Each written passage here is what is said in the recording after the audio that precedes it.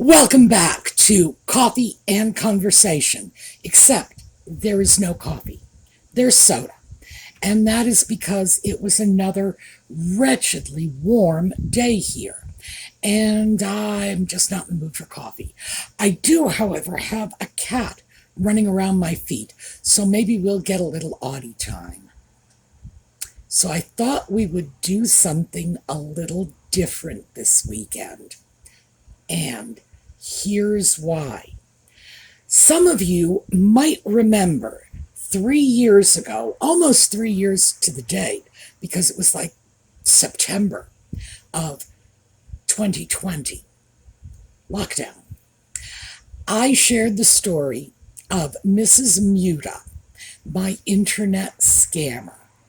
And I have an update for you. Plus, we are going to talk about scammers. So, when we come back.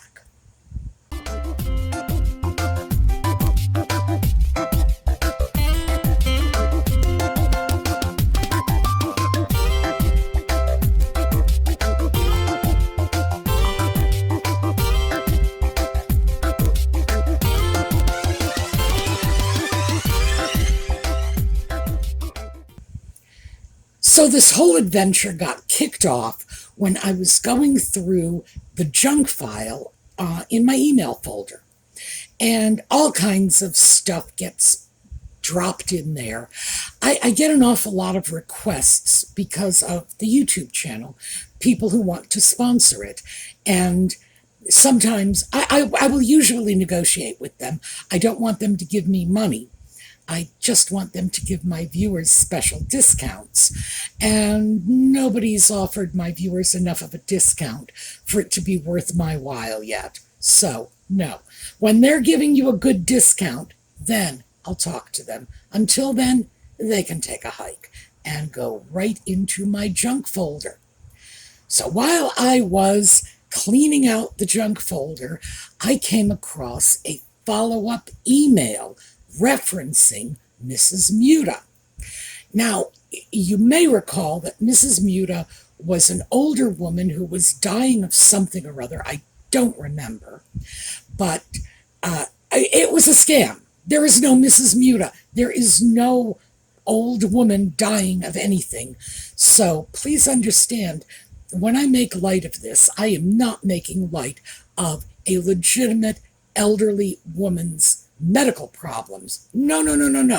This is a scam story from probably some teenage kid somewhere in West Africa.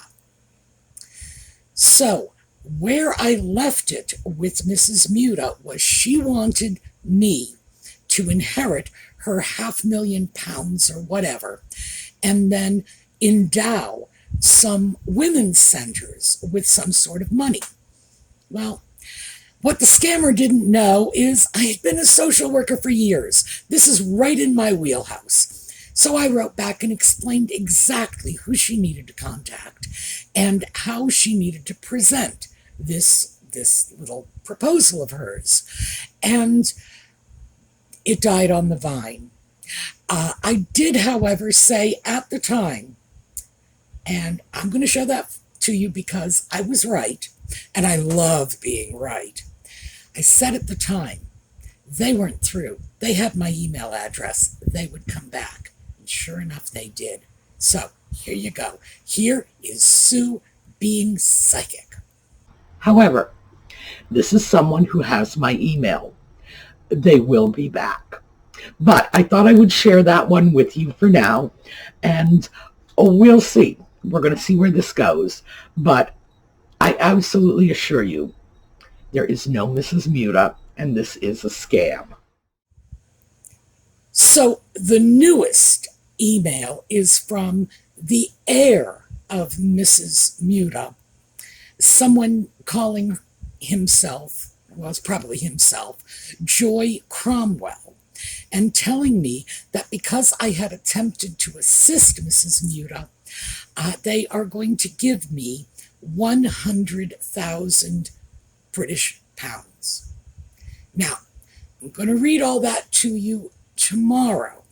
So this is just sort of my heads up for what's going on, where we're going tomorrow.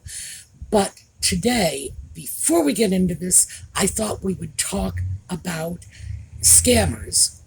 And because romance scamming is apparently really on the rise, I thought we'd focus on that. So, what we're going to talk about first is how to stay safe. And this is my list of do not do this. And keep in mind, okay, I have to pull back and say, because full disclosure, I engage with scammers all the time. I got into scam dating back in lockdown, and it's kind of a little hobby for me. Now, I've never given a single scammer so much as a penny. All I give them is headaches. And I waste their time when I can. But yeah, they just keep showing up.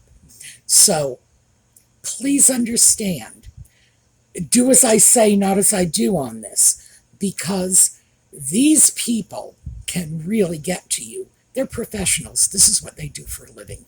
Number one, never, ever share any personal information online with people you don't know. And you don't know someone if you're only corresponding with them on Facebook or WhatsApp or Google Chat or whatever.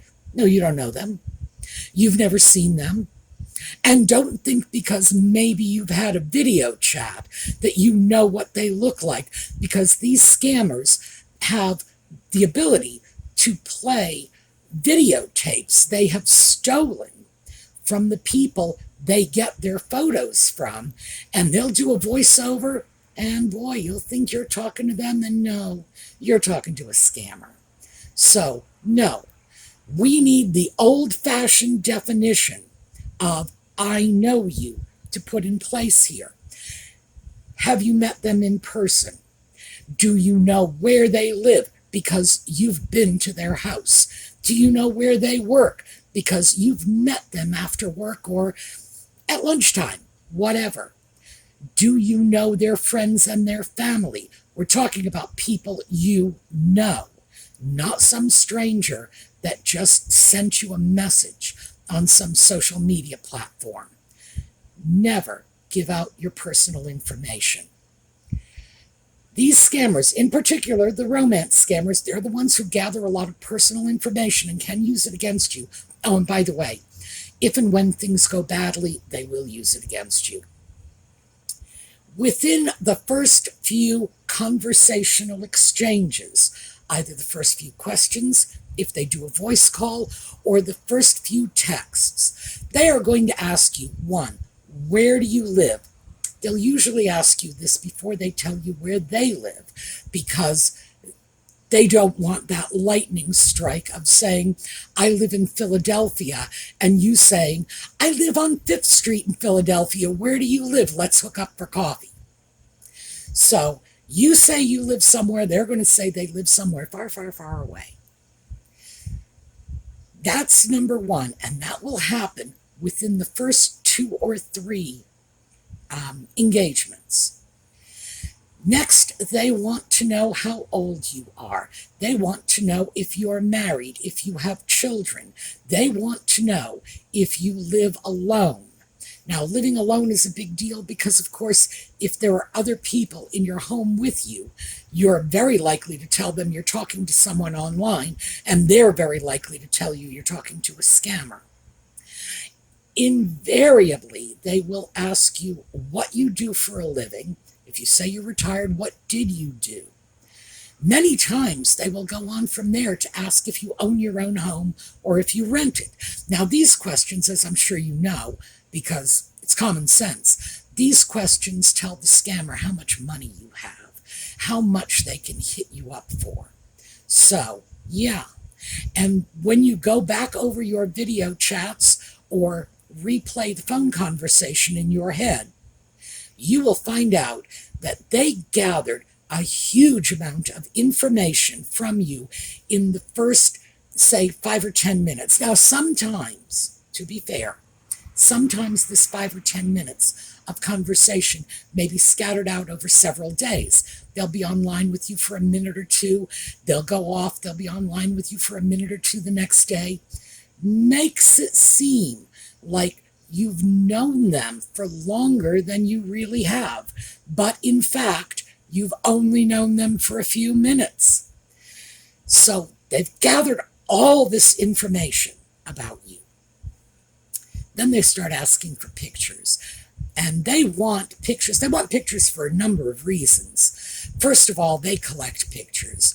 And they want you to prove who you are, because they don't want to waste their time with another scammer. But also, this softens you up, because if the romance scam continues, they are probably going to ask you for the kind of pictures you don't want your mama to see. And if it gets that far, believe me, when things go south, they're going to use those photos to blackmail you. Now, I think it's important you understand all of this going in. Remember, a romance scammer has stolen the pictures they've used. They grab pictures off the internet. They will tell you that they are military commander is a big one. Independent contractor working on an oil rig is another big one. My very favorite is orthopedic surgeon military doctor, and they say it like it's all one word because they ain't from around here, and they're really not clear about how we speak. As the conversation goes on, they will give you an elaborate backstory. I am the only child of my late parents. Yeah. Oh, meanwhile, they'll tell you they're 65 years old, which is the first thing you expect a 65-year-old to say to you, right? Here's the thing.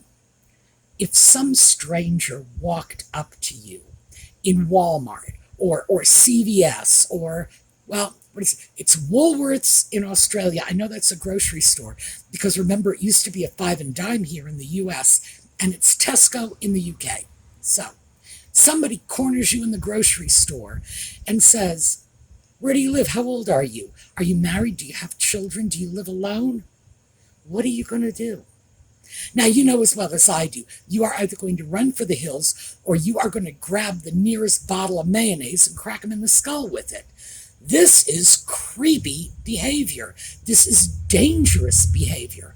But for some reason, when it's happening on a computer screen, we don't see it that way. And for some reason, we believe that these scammers who are showing us pictures of these gorgeous men and women are truly interested in us. You know, it's like, I've often wondered about that because why would anyone think that a gorgeous orthopedic surgeon has to go trolling around on Facebook, grabbing the attention of strangers in order to get a date? Come on. You know, let's just use our heads. It's not you they want to date. It's your wallet. So let's see. We've covered with giving people information. Now, I've listed all the kinds of information they tend to ask in the beginning. But as things go on, they may ask you to fill out forms for them, and we'll get into this when we come to the heart of the scam in a few minutes. But they may ask you to fill out forms. They may ask you for your bank information. By the way, don't even give that to people you know. Your mother should not have your bank login details. Your spouse should not have your bank login details. And if you don't believe me, you just ask anyone who's ever gone through a messy divorce. No. If you keep a separate bank account, you don't share that information. Come on. Never, ever give any details to anyone. Don't give them, like, your Amazon account. Don't give them access to your PayPal account. I'm stuck here and I need a phone connection. Don't give them your Verizon account because they can use that to buy phones. They can leave you in debt before you even know what's happened. Remember, this is what they do for a living. So, no information.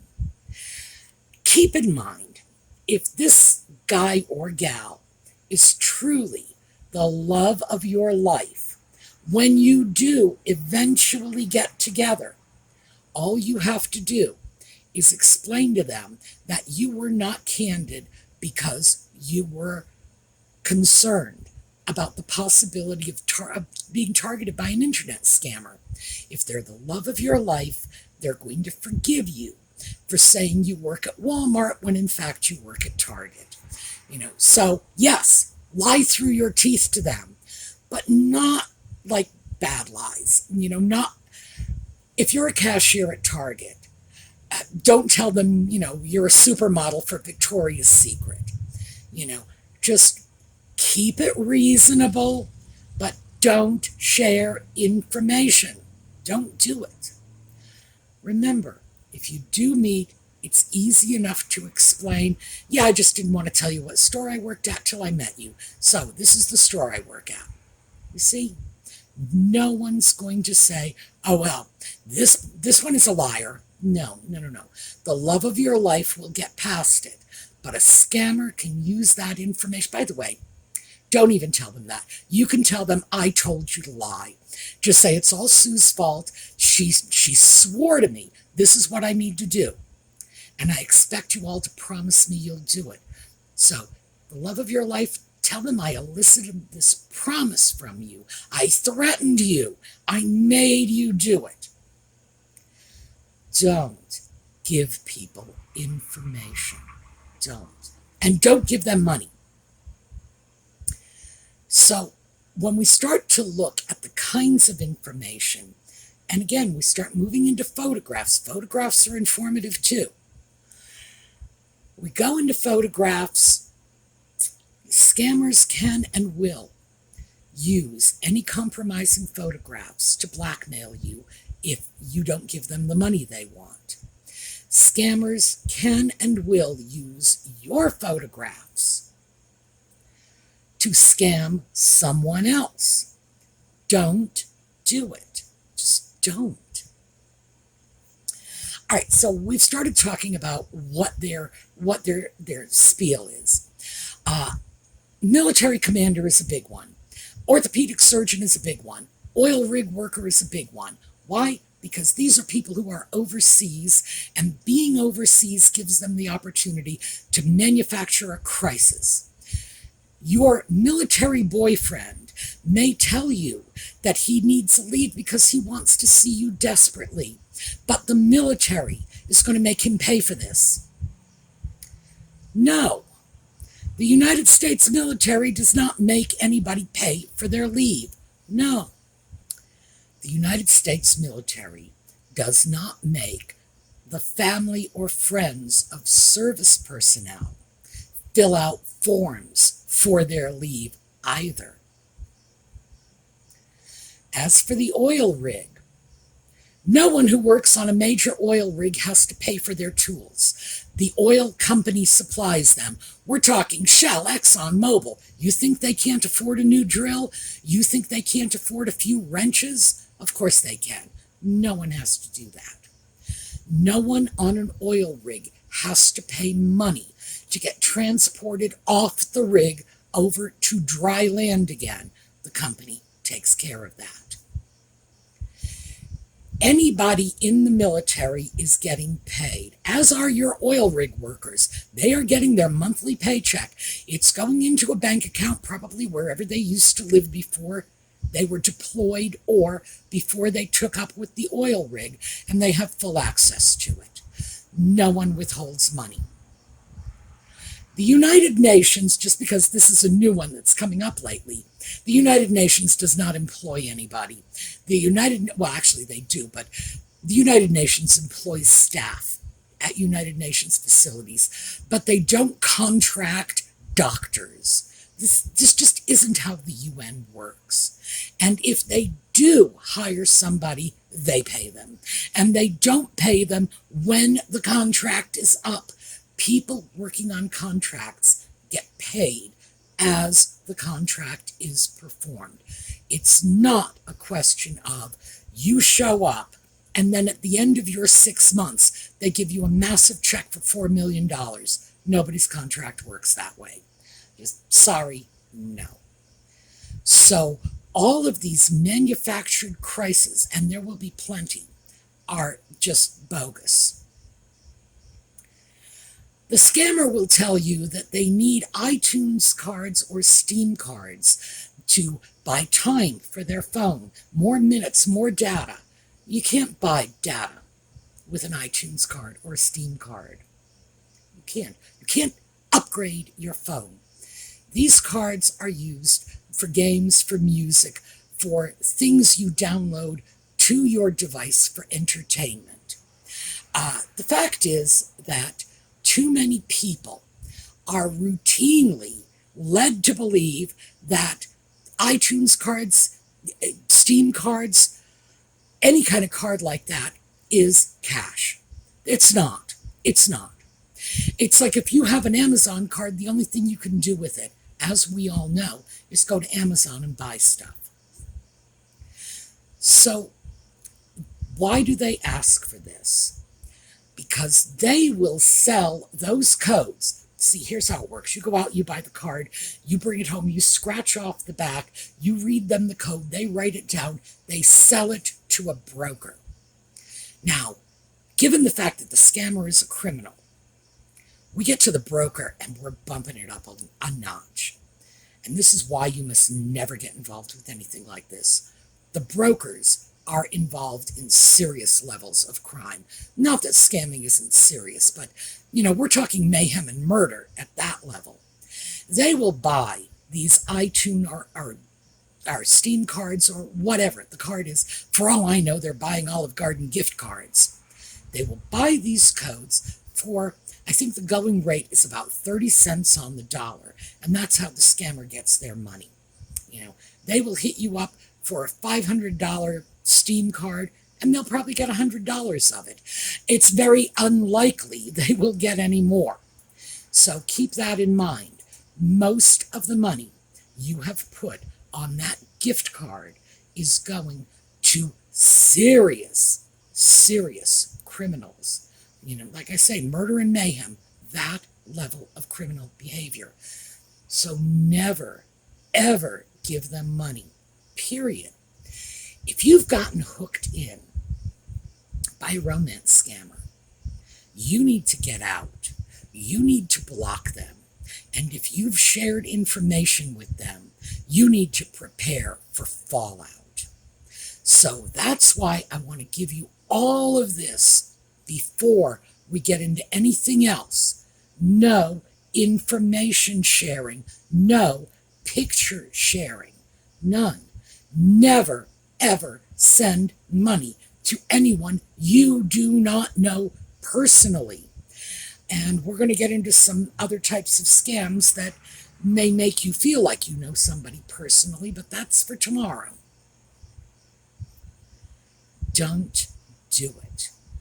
Use your common sense. If this internet chat is taking a turn that you would find creepy if somebody you just met on the street began talking to you like this, walk away and block them. Don't do it. It's important to remember that people fall for these internet romance scammers all the time. But there are warnings. There are red flags everywhere. Always listen to that little voice in the back of your head that says, whoa, this doesn't add up. If you're talking to somebody who claims to be born and raised in California, you should be looking at very good written English. Well, they're from California. If they're from Boston, you'll get good written English. You get so-so from California. Actually, that's not true. I know some very bright people from California, so you should be getting very good written English. You shouldn't get stupid, simple mistakes. For example, let's move over to Goggle Chat so we can get to know ourselves more better. That's not an American. That's not a Brit. That's not an Aussie. Those mistakes are clearly mistakes made by someone who has never spent time in an English-speaking country. That simple. These are people who speak very limited English for the most part. Now, they will also send you poetry they've grabbed off the internet. They will send you pictures of flowers. But keep in mind, they're not actually sending you flowers. So don't get the idea that because they sent you a picture of flowers, you're obligated to send them a Steam card. Well, maybe you could send them a picture of a used Steam card. It's about the same thing.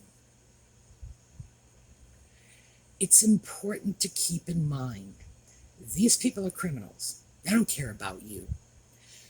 You could be on your deathbed, and they are still going to be demanding those gift cards. They are still going to be demanding that you send them $1,000 so they can get a helicopter off their oil rig. These are not people who care about you. They are not the people in the photographs you've seen. Oh, and by the way, quick, just really, really quick and easy thing. Somebody gets in touch with you, grab their photograph, download it from whatever site they're using, and run a reverse image search on it. See where it leads you. Is it leading you to them, or is it leading you to somebody with a totally different name who probably has posted in big red letters on their social media site, caution, people have been stealing my image? If you have images of some person who is allegedly, your newest boyfriend / girlfriend, those images should not be showing up as anyone else's profile picture. Oh, and by the way, be prepared for this. If you confront the scammer about it, do not do that. If you confront the scammer about it, they're going to tell you other people have stolen their picture. Don't confront them. Block them and move on. Do not engage with these people, period. Now, I will grant you, I have a good time with it. This is the do as I say, not as I do. I have fun with these scammers, but it's a sport for me. There are plenty of people out there who do enjoy scam baiting. A lot of them have YouTube channels. Maybe there's something in the temperament of somebody who is perfectly willing to just sit on camera and let it all hang out. Yeah, maybe that makes us good scam baiters. I don't know. But the fact is, don't do it. If you have been scammed, don't bother confronting them. They will turn it around and make you feel like it's your fault. They will give you a false confession. You're right, I'm so sorry, give me more money. They will save all of your information, and they will approach you again and again and again. If you find that you have been chatting with a scammer, stop the chat. Block the scammer. There are ways to avoid this. For example, is your Facebook page just open, or are your contacts private? Your contacts should be private. Your pictures should be private. It's not a safe world out there. Don't leave yourself exposed unnecessarily. Remember, if you like social media, it's your tool. It has to work for you, not against you. If you start to believe it's working against you, get off social media. So let me just give you some quick recaps of some scammer stories that I know of that have gone bad. The standard one is some woman romanced by a scammer. She gives him money. Eventually, she figures out he's a scammer. She confronts him. Meantime, she's been a little indiscreet in terms of the photos she sent. He shoots back with, hey, if you don't want these photos to go to your boss, to your husband, to your mama, to whatever, you're going to keep giving me money. That probably is the worst case scenario. People lose tremendous amounts of money. It very often happens slowly and gradually. The scammer will ask you for, $100 Steam card, and then they will later ask you for thousands or tens of thousands. People have taken out loans they cannot pay in order to send money to, their beloved off somewhere, trapped on an oil rig, or kidnapped. Kidnap seems to be the new one. I was kidnapped by pirates. I know. It sounds like a 7-year-old wrote that script. But the fact is, when you are deeply emotionally involved with someone, you tend to check your brain at the door. And you stop. It's like your critical thinking just takes a vacation. The most important takeaway from this, and I got to wrap this up because we're running out of time. Do not share information. I know, how many times have I said that? I'll say it till I'm blue in the face. Do not share information. Never, ever, especially give anyone your address or your bank account information. An email address is one thing. A phone number is too much information. Would you give some stranger you met at Costco your phone number simply because he walked up to you and said, "Hi, gorgeous"? No, you wouldn't. Remember, just never lose sight of that. This is a stranger. Okay? So keep the information to a minimum. Wait until you know a little something about them. And by that, I mean more than just this blind internet chit-chat. You need to meet them. You need to meet their family. You need to go to their place of business. That's what knowing someone is. It's not exchanging a few texts on the internet. Now, this is somewhere where my generation actually does have an advantage, because that was our working definition when we were young people for knowing someone. Well, hey, it may be 2023, but let's just bring our minds back into 1963 and remember what we know about knowing people. We know the difference between a real friend and an internet friend, and let's start using that to protect ourselves. All right, so this is where I'm going to break off. Tomorrow, we're going to do a little scam baiting. So I will see you all then. We're going to take a look at a slideshow on the way out. In the meantime, stay safe on the internet and have a terrific day.